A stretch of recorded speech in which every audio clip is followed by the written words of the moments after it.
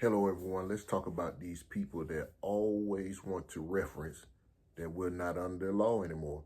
And usually it comes when you're telling them or you're speaking on what the scripture says for us not to be doing or that we should be doing. And they love to hit back with, we're not under the law. Usually when you find somebody saying that, they're saying that because they're comfortable in their sins and they have things that they do not want to get rid of. They have ways that go against scripture that they absolutely do not want to give up. And this is what makes living holy feel so impossible, but it's not impossible. What is it that you want to do that the law is telling you not to do? What is it that you don't want to have to do that the law is telling you to do, that you so want the law to be discarded, that you so much want to claim that you're not under the law?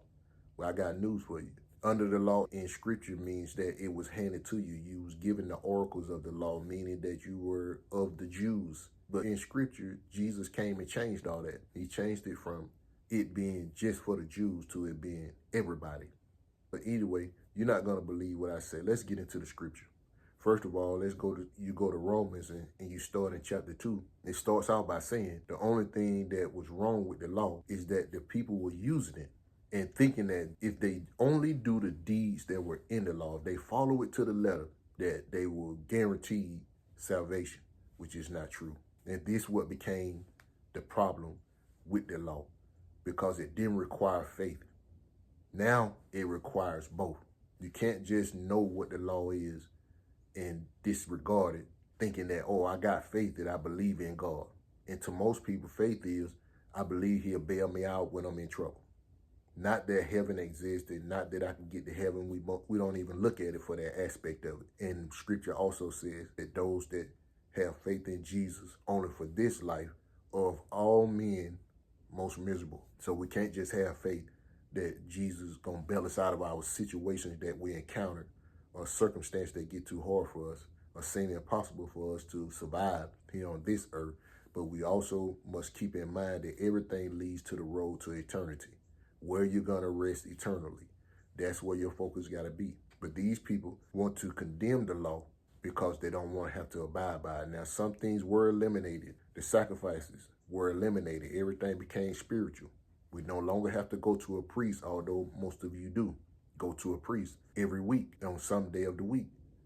That was eliminated. Your blood sacrifices was eliminated. Now you have to have faith. And through faith, Jesus becomes your sacrifice, if it is that you abide in him and he in you. These are the only things that have changed. The observance of times, seasons, years, and moons, things of that nature. Some rituals were discarded. So those things were eliminated, but it translated over to spiritual. Now we're supposed to observe the Sabbath. We're supposed to observe the commandments of Jesus Christ. But think about what the law is. The commandments. Which of the commandments are you no longer held to? Should you not love the Lord your God with all your heart? Honor your mother and father? Not kill, not steal, not destroy? Which of it is it that you saying that we're no longer under? Is it that you actually want to do all these things, that you want it to be annulled so you have the liberty to do these things?